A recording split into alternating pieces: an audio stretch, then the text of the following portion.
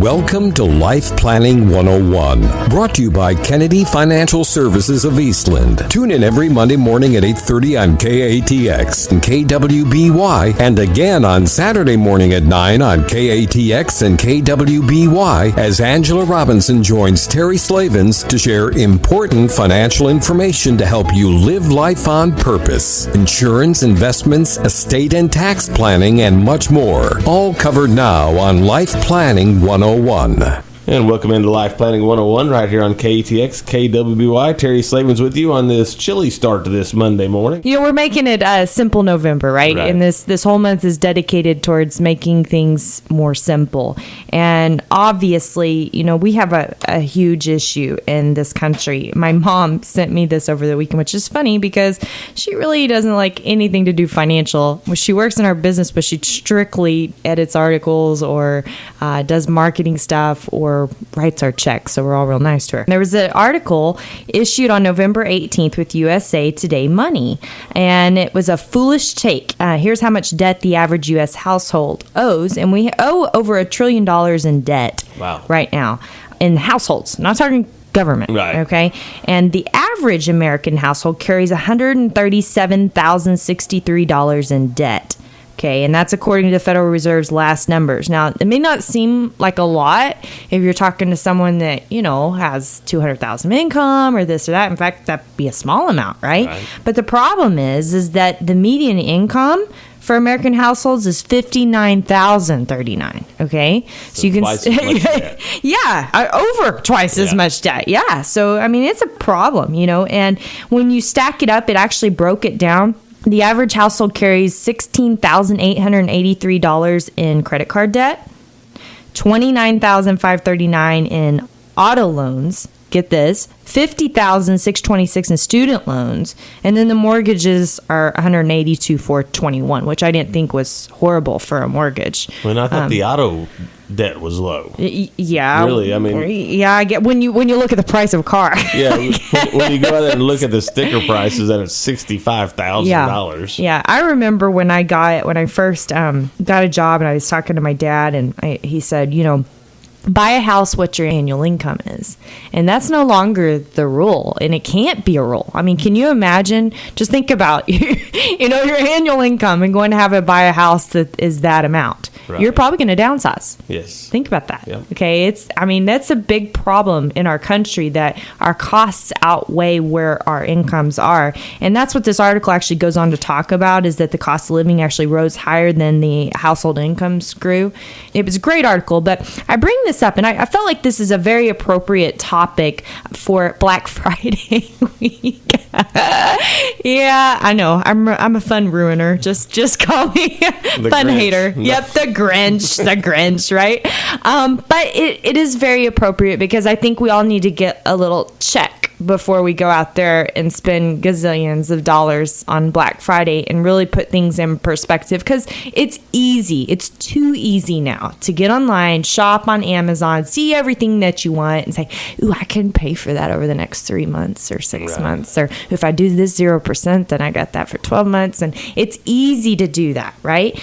But I want you to go back and I want you to really think about what's important to you, because there was a Bankrate survey that said 1 in 4 Americans' number one daily thought is money. Do you think it's good? I don't think it's probably good. No. And it went on to say that 2 in 5 Americans feel their biggest challenges are either sticking to a budget or saving for retirement. And those answers were almost equally answered. Okay? So, you know, we've been talking about this a whole month, that what do most people want from money? The number one thing they want from money. Stop thinking about it. Yeah, I mean, just ignore it. Just to be able to ignore it, right? Have plenty. It's not an issue. Yet, here we are as Americans, and it is one of the first things that we think about when we wake up in the morning. Sometimes in the middle of the night. Or right? We call it the sleep test. Are you worried, right? So, you know, is that really okay? Is that really the life that you want to have? So, which is more important? Being able to buy that flat screen TV Friday, or, sitting there for the next 365 days and waking up in the middle of the night worrying about money when you bought that flat screen Well, that TV. payment's coming out of my checking account today. That's right. Yep. So we have a Twitter poll at KFS Life Planning today. Do you worry about saving for retirement? And, I think when we think about this, we actually had a question a couple weeks ago, and I remember Terry's eyebrows just going up when I asked this, but I asked 3 questions. How old are you? Right? You don't have to answer that, Terry. How much have you saved? So put those 2 answers in your head. How old are you? And how much have you saved? And then the third question is, are you happy with those previous answers? Whew. I would say most people would say no. I'd say 99.9%, and I'm one of them. I'm Right. not happy with how much I've saved. I'd like to. My husband's 10 years older. I've had a lot of catching up to do, and he had a lot of fun before we met. So, lots of roping. Just saying, those horses are not cheap. But no matter your age, it is so critical to be able to have a clear picture of where you're at today financially, so you can make a plan for tomorrow. Right? Because if you don't know where you're at, how do you know where you could be, where you want to be, how you're going to get there, right? You can't figure any of that out. It's kind of like a roadmap that you've got to have. And you got to have that, you got to be like in the mall where you have that you are here point, right? And so many of us don't have that, and we aren't willing to go the extra mile to figure that out, AKA budget, Right. because the pain isn't great enough yet. That people ignore it because they don't want to confront it. They don't want to confront it. In fact, there's a little lesson thing I'm going through as I'm doing some studying, and it's talking about like the 3 reasons that people don't plan. And of course, one of them is procrastination, and you just nailed it. They don't want to face it, especially, it brings on marital strife. It brings on all these issues, right? And it's not fun to deal with. The number 2 reason is they just have always lived beyond their means, so they do not think that they can change, so they've given up. And a story behind that was a kid that, and I may have shared this on the show before, but this is so powerful. A kid that his parents always took him to Red Lobster every Sunday. And, when he went to college, guess what he did? Went to Red Lobster every Sunday? Went to Red Lobster every Sunday, right? Could he afford it? No, he couldn't afford it. Barely could get the money out to pay for it, and he wondered why he was broke. But that was a norm for him. Right. He didn't see that as extravagance, so he's not willing to change that, which, is really important. And my husband always, he's had allergies for years and years. And when I met him, he was taking shots. He was getting allergy medication, all this. And we started going to this doctor that is not a traditional type doctor. And I called him the witch doctor when we started going. And he'd laugh at me. But, people, he would talk to people and he'd say, you will not go until the pain's great enough. When the pain's great enough, you'll call me, I promise you. And I can't tell you how many phone calls he's got over the years, right? But when the pain is great enough, we finally do something. Right. And the problem is financially, the pain isn't usually great enough until it's way too late to do anything about it. We sit there and we think, I'll never retire. I don't need to retire, right? Well, what if you can't work? Have you considered that? I can't tell you how many stories that I have in my back pocket of people that said, I'll never retire. And really they worked themselves to an early death because they didn't really want to retire, but something happened physically. Forced it. Yeah, forced it. Yep, something happened with their kids. I actually watched another advisor, and this is probably the most painful thing I've ever seen is the gentleman, very successful advisor. Had a practice that was probably 3 times the size of ours and doing great. And he lent his kids money to get a business up and running because they couldn't get money from a bank. Yes, ding, ding, ding, ding, ding. But he lent his kids the money to do that, and they failed. And guess what happened to him? He lost a bunch of his money. He ended up having to sell his firm to a captive agency. He's an independent, believed in the power of being independent, never having to do things by the way of a company, always being able to do what's right for your client. He had to sell his firm to a captive agency just so they would pay his way out. He actually works for them at Current, and he had a 10-year contract to get out of it just so he could be able to retire someday. Yeah, because he lost it all. So sometimes we don't think about things until the pain is really bad enough to do something about it. Well, I've got some simple solutions for you today and some things for you to really think about and put things in perspective because, like we mentioned, there's a lot of things to overcome here, right? There's a lot of challenges, mental challenges and unwillingness to do certain things. But if we can get past those today, then the question just becomes, could you do it? Would you do it? And when are you going to start? That's right. My recommendation would be Wednesday. So Friday, you don't spend that much money. So, but when we come back, you don't want to miss it. We're going to talk about the simplicity of getting your budget together. All right. It'll be right back here on KATX KWBY. And we're back with segment 2 of Life Planning 101 on this Monday morning. Angela, you have a wealth of information to share with our listeners this morning. Yes, I don't budget because we all have a reason, right? We all have a reason. And really the ironic thing is it's the one thing that can give you what you want from money. The ability to stop thinking about it. And you say, how is that actually possible? How can I budget and that's going to help me stop thinking about money? Well, if you know where your dollars are and you know what they're spent for, does it help you make good decisions? Absolutely. Absolutely it does. So then do you have to worry about, can I do this? Should I do this? Did I do the right thing? Should I have done something different? Yeah, don't have to worry about it. You don't have to worry about it. But what you end up doing is you knee-jerk buy. Yes. Buyer's remorse, for lack of a better term. Yes, that's exactly right. And so, no matter what age you are, it's so critical. I'll repeat this. I sound like a broken record. To have a clear picture of where you are today financially so you can plan for tomorrow. I always tell a story about my grandmother. A great story. So her and my grandfather retired in the late 80s. And my dad started working with them. And they had a budget. Okay, it was all written out by hand back then. Everything was on a piece of paper. And so this has been several years ago. My grandmother has since passed a few years ago. But when I started working with my dad, I went down to do her review and actually work with her. Guess what she pulls out? Her budget. From 1980s. She still had used the same budget, just updated the numbers. It was on one of those, you remember those green pages that had the little columns that kept going? Yep. So she had updated numbers on everything. But when he passed in 1996, do you think she ever worried about money from then on? No, she didn't. She knew exactly what would happen, where her dollars were going to go, and she had a peace of mind. She kept traveling. She kept living life. Isn't that wonderful? Well, yeah, absolutely. And, you mentioned those. My mother has several of those. Green books. Yes.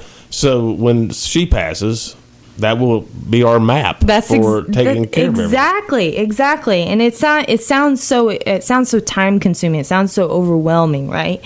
And I think a lot of people get lost in that, especially today, because I will say the one thing that my grandparents didn't have that we have today that is a curse and a blessing is technology. All of us are so busy, and I blame that on technology. I really believe the reason that we are just so busy we can't stand it is because if we aren't distracted by something going on, we're distracted by our dang phone. It's a pain, but the problem is when do you actually get quiet time to work on this stuff if you got 2 kids running in the house or grandkids or whatever else, right? And so one of the things that we are so proud of this year is getting our online life planning tool together, because one of the aspects to that is that you can actually feed in all your credit cards, your bank accounts, and everything. It budgets for you. It puts everything there right in front of you, categorizes it, has a laundry list so you can look through it with your spouse. So it took a lot of the handwritten work out of the way, right? Right. Do you still have to look at it? Absolutely. Absolutely. But all that work was done for you, which is pretty powerful, so you have no excuse anymore. Okay. There's your simplicity factor, right? It's right there for you. And, the thing is that people have no idea what they spend. I promise you. I cannot tell you how many times, because when we start working with someone, one of the things we always do is even if they don't keep a budget, we say, okay, how much do you think you spend on monthly expenses? Give us a ballpark. And we get this ballpark. So when we go in and we put the plan together, we actually back into the numbers on what they're really spending. And what I mean by that is if I know what someone's making and I can see what they're paying in taxes and real estate and what they're saving for retirement, and I can see all these other things, whatever's left, that money is either going somewhere or being spent. Right. Well, if I don't see it somewhere, guess what? It's being spent. It's being spent. We call that a black hole, okay? Because no one knows where that money goes, right? And I will tell you, I have seen black holes as big as 6 figures. Wow. Okay? People have no idea what they spend. No idea. You have no idea if you do not budget what you spend. And you will be debit cards blown make away. it easier. That's exactly right. Because if you're making $200,000 a year, you are saving $20,000 a year for retirement. Guess what you're spending? $180,000 a year. Absolutely. It's going somewhere, right? You may say, there's no way I would do that. Yeah, absolutely, there is. So this is the greatest tool known to man. I actually had a lady, and this is no joke. She's a CPA and very professional woman, and she says, I am CPA. There is no way I'm spending that amount of money. I would know if I'm spending that amount of money. So we linked everything up because we backed into that number, and sure enough, bloop, guess what popped up? That number. And she's just taken back, blown away, could not believe it. But it goes back to that story we were telling at the beginning, that we've had expenses go up more than our incomes have gone up. And you have to realize that you live in a world today that it's not just easy. It's a hard world when your taxes are usually a minimum of 22.5% if you're in the 15% tax bracket, right? Right. Minimum. Okay? So that's painful. So, let's really think about how can you make this happen for yourself. So when we come back, I'm going to talk about a simple concept to be able to use for the rest of your life, which you are going to love about budgeting. And Life Planning 101 continues here on KETX, KWY. Final segment. Let's get to it. That's right. One of my favorite mentors, Nick Murray, once said, the origin of wealth is threefold. It's personal initiative, hard work, and thrift, right? So personal initiative, we've talked about how you can do that, right? You can actually go to our website, www.kennedy-financial.com, and right there, it gives you how to live life on purpose today. There's a button you push. It'll tell you exactly what you need to be saving for retirement, and you can get started getting everything linked and get your budget working right there. Right. Pretty phenomenal. And by the way, it can go on your phone, so you can have access to it all the time. Pretty neat, right? So there's that personal initiative. Hard work, obviously, is something that's going to be discipline, right? Right. And then thrift. And I think that's really something that you have to think about. So, let's put your budget into perspective. And you may be in perfect shape. You may be doing a great job with this. But there's what's called the 60-40 rule. And I love this rule because it's pretty simple. You take 60% of your income, gross income. So if you're making $200,000 a year, that's $120,000. And that's meant for your committed expenses, the things you have to do, your food, you have to eat, yes, okay, eating in, eating out, your clothing, okay, your household items and expenses, your bills and your loan payments, your insurances, your taxes, which we talked about are a minimum of 23%, right?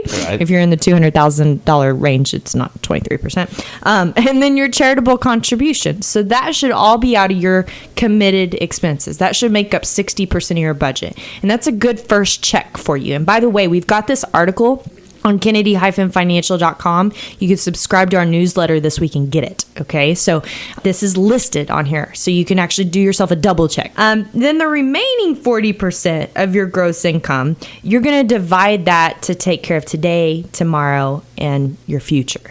But that 40% has a priority list. Okay, the first one being your retirement. You hear us say this all the time on the show. The young person you are today is going to be the only person to take care of the old person you will be someday, right? Absolutely. Yep, it is. So how much do you need to be putting back?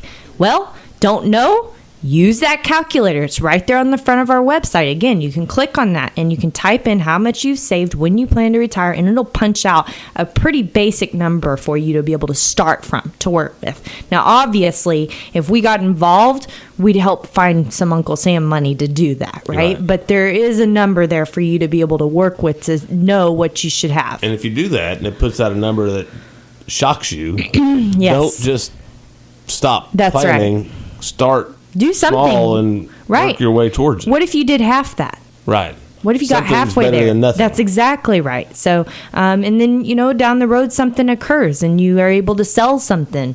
An inheritance comes, anything. But if you didn't have that half, then you wouldn't be able to, none of that would do you good. Right. So, you're right, Terry. Very important that don't be blindsided. Do what you can do. If it says $4,000 a month and you can only start with $1,000 a month, do that. So, next thing is plan for an emergency before it happens. Cash is king. Can I say that loud enough? Cash is king. So many people live off of a credit card as their emergency plan, and it gets them into so much trouble. Okay, you have to have cash. You have to have cash. You have to have cash. You have to have cash. Okay, cash is so important. 3 to 6 months of your expenses set aside for when that air conditioner goes out in the heat of the summer here in Texas, right? Right. For when your car breaks down at the same time. By the way, I'm speaking from personal experience here. Happens in threes. Yes, it does happen in threes, unfortunately. But, you have to have that cash set aside. What if you were to become temporarily disabled from work and they don't provide you short-term disability? Or what if it wasn't long enough to start getting it, right? And you had to step away from work. What if you lost your job and you couldn't find work for 6 months? Right. Okay, you have to have that emergency plan and that cash set aside. So have a good rule of thumb to push some of that 40% back towards that. And the third thing is your savings to spend. Okay, this is another place that people get in trouble. When their refrigerator goes out, they need a new refrigerator, right? Have to have a refrigerator. They have to have a refrigerator. Where are you going to go find that money? Well, you hope you have it, Yeah. but if you don't, Yeah, credit card usually, right? Yeah. So, why not know that your refrigerator is 10 years old and you probably need to put a savings to spend plan in place to hot refill water that bucket. heaters, Exactly. refrigerators, Right. all those Cars. things. Cars. We aren't going to have this low interest rate environment forever. Do not count on the 0% interest for cars forever. It is not going to happen, and it's going to be painful when you hit by inflation and interest on those car payments. And then whatever's left, that's your fun money. Just don't let it exceed 10%. So even if you wanted to work this budget backwards and you kept 10% of your money for spending for fun and everything else you put towards committed expenses and saving, you're probably doing a dang good job. Does that Right. make it pretty simple? Yes. It makes it real simple, right? So you've got the budgeting app. You know how to use it, right? Pretty easy. Second thing is you've got the rule of thumb, 60-40. So that's it. There's nothing more. Whether you think you can or can't at this point, you're right. Isn't that what Henry Ford said? Whether you think you can or you can't, you're right. So the question becomes, now, could you do it? Would you do it? Would you do it? When are you going to do it? When are you going to do it? That's right. Start living life on purpose today. Don't stop. It's not worth it. Not worth it. And if it's not for you, do it for your family. Do it for the people you care about most. My name is Angela Robinson with Kennedy Financial Services. Happy Thanksgiving. God bless everyone. Thank you for joining us for Life Planning 101, brought to you by Kennedy Financial Services of Eastland. Tune in every Monday morning at 8:30 on KATX and again on Saturday morning at 9 o'clock on KATX and KWBY for more Life Planning 101. Advisory services offered through Smart Money Group LLC, a registered investment advisor. Securities offered through Calton & Associates Incorporated, member FINRA SIPC. Kennedy Financial Services Incorporated is an independent of Calton & Associates Incorporated and Smart Money Group LLC.